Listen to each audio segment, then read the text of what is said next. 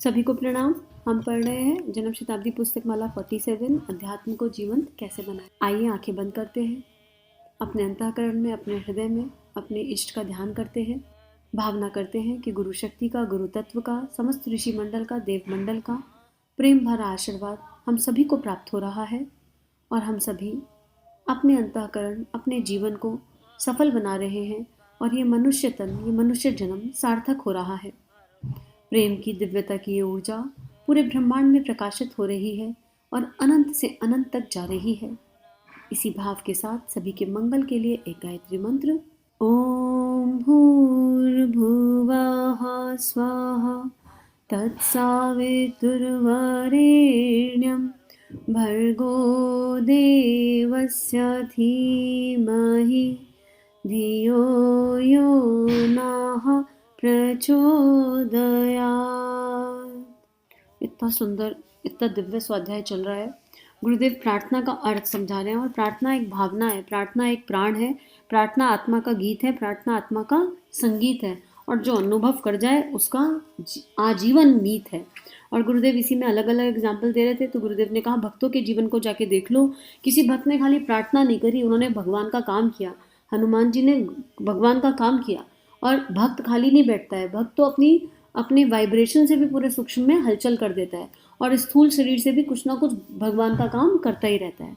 अब इसी में अगला उदाहरण गुरुदेव अर्जुन का दे रहे हैं। अर्जुन की तो यात्रा कहाँ से शुरू हुई? गीता जी में। कितना किंकर्तव्य विमूढ़ था अर्जुन, कितना कंफ्यूज था, उसको समझ नहीं आ रहा था क्या सही और क्या गलत है।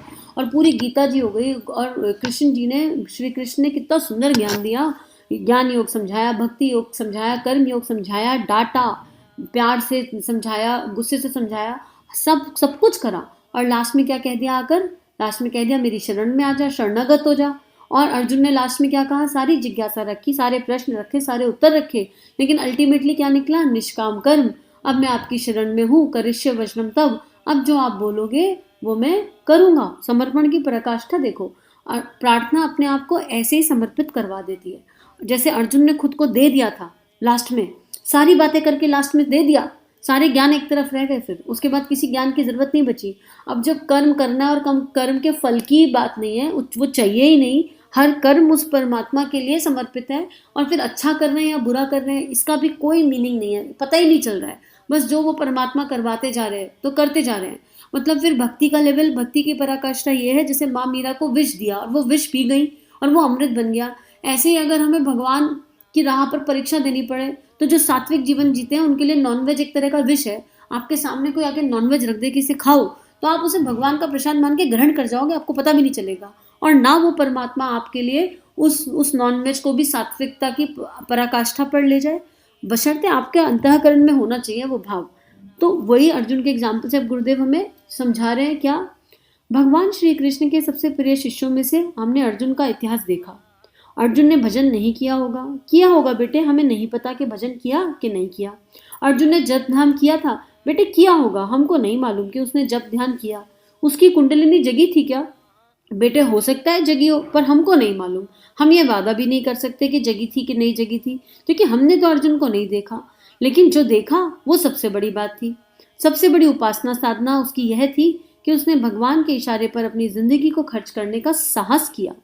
हनुमान, नल, नील, जामवंत, अंगद और सुग्रीव, ये जितने भी भगवान के भक्त थे, इन्होंने कितने ध्यान किए, कितने प्राणायाम किए, कितनी भक्ति की, हम नहीं जानते। पर हम जो जानते हैं वो अपने जीवन को हथेली पर रखकर भगवान के चरणों पर समर्पित करने की कोशिश करते रहे और कहा आप इशारा करो, हम बस उसी ओर चलेंगे, जैसा आप कहो वो हम करते चलेंगे। कितनी बड़ी बात है। बस जो गुरु ने कहा वो शिष्य ने मान लिया, फिर गुरु चाहे कुछ भी कह रहा हो।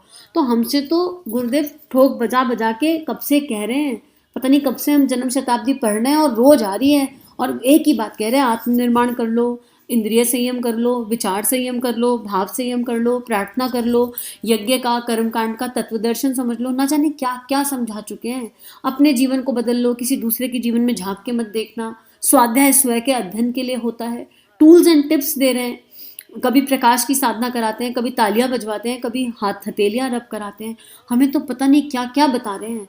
हमने कितना किया, हम ज्यादा ना करें पर निष्ठा से एक संकल्प को नियमित पूरा कर लेना तो भी हमें हमारे लिए वो राजमार्ग खुल जाएगा। महर्षि पतंजलि के जो 7 चरण है ना, उन 7 चरणों में से कोई एक भी अगर अपना ले, आसन प्राणायाम धारणा ध्यान समाधि, आसन प्राणायाम प्रत्याहार धारणा ध्यान समाधि, इतने सारे स्टेप्स हैं, राइट। लेकिन क्या है, इनमें से हमने एक भी पकड़ लिया तो बाकी सारे के सारे 6 अपने आप लौट फिर के आ जाएंगे। तो हमको बस इतना ही करना है कि जो हमारा गुरु हमसे कह रहा है, जो हमें गुरु तत्व गुरु शक्ति समझा रही है, जो देवमंडल समझा रहा है, हम उस दिशा में कदम बढ़ा लें, मात्र इतना।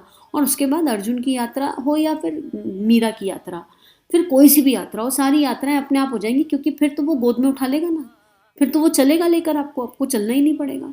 आगे गुरुदेव इसमें यही बता रहे हैं। मित्रों, आज का वक्त कुछ इसी तरह का है जिसमें मैंने आपको बुलाया है। लो आ गई आवाज़। भगवान हम लोगों से कुछ चाहता है। यह पुनर्गठन वर्ष जो आप लोगों के सामने है, इसमें भगवान ने एक नई स्फुरना ली है, महाकाल ने एक नई करवट ली है। उसने आपको और आप जैसी जीवंत आत्माओं को विशेष रूप से बुलाया है। आप अपने को नहीं जान पाते, मैं आपको जानता हूँ, इसलिए बार बार आपको पत्र भेज रहा हूँ। हनुमान अपने आप को नहीं जानते थे कि वे कौन है। हनुमान जी को जब सुग्रीव ने यह पता लगाने के लिए भेजा कि राम लक्ष्मण कौन है, ढूंढ कर आओ, तो वो अपना वेश बदलकर ब्राह्मण का रूप बनाकर गए थे और नमस्कार करके पूछने लगे थे कि आप कौन हैं।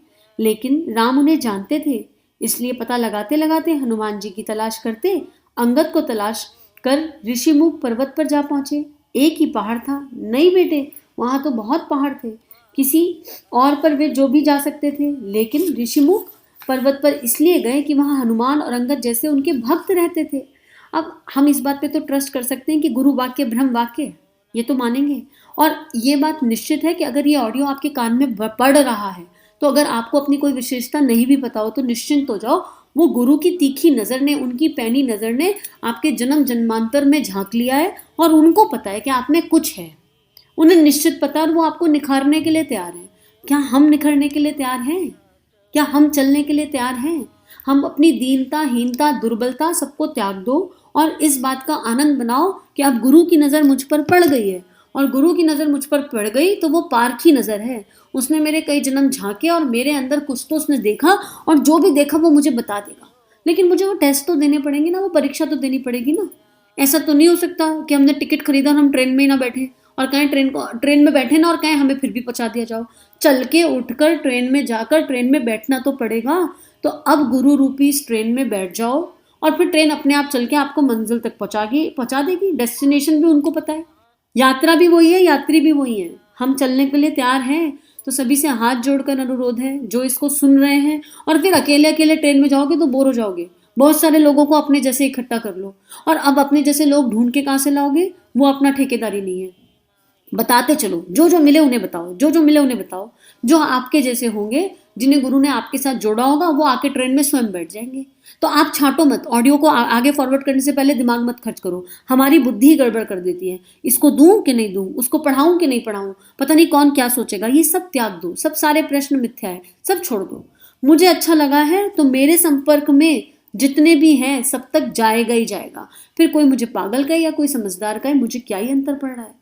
तो यही बात गुरुदेव कह रहे हैं कि राम जी तो जानते थे कि हनुमान कौन है, तो गुरुदेव जानते हैं कि हमारे अंदर क्या है, और कुछ तो है। तो आज इसी बात का आनंद, और गुरुदेव हम सबके भीतर का अर्जुन जगाना चाहते हैं। हम तैयार हैं क्या अर्जुन बनने के लिए? और अर्जुन बनना सबसे आसान है, दिखता मुश्किल है। बस जो वो कहेंगे वो हम करेंगे, इतना ही तो है अर्जुन की जीवन यात्रा। तो जो वो कह रहे हैं वो हम करते जाएं। अगर चाहे दोबारा से जन्म शताब्दी सुननी पड़े पूरी, डे 1 से लेकर, दिक्कत क्या है? देर थोड़ा ना हुई है, कभी भी जब जागो तब सवेरा। इसमें दिक्कत की तो कोई बात ही नहीं है। तो चलो आज के लिए इतना ही स्वाध्याय। एक अलग सा आनंद हृदय पे छा गया है, और एक अलग सा भाव हृदय में है अब इस समय कि बस अब जो आप कहो वो करा लो, वो करा के ले जाना। हम तैयार हैं करने के लिए, हमने हामी भर दी। विवेकानंद जी को नहीं पता था कि उनके अंदर क्या है, ठाकुर को पता था।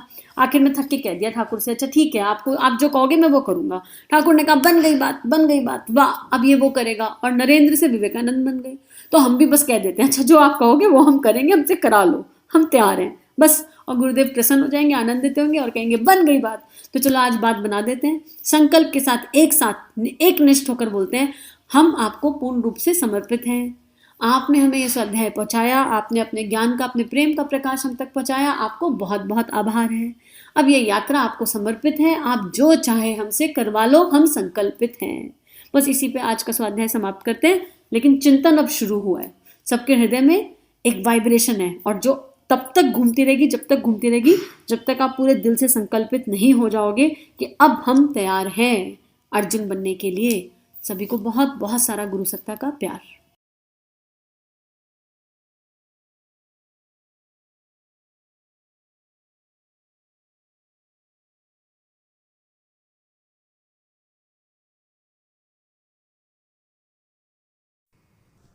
हमारे YouTube चैनल को सब्सक्राइब कीजिए और बेल आइकन पर क्लिक कीजिए ताकि आने वाली सभी वीडियो की नोटिफिकेशन आपको मिलती रहे। आप सभी को बहुत बहुत थैंक यू।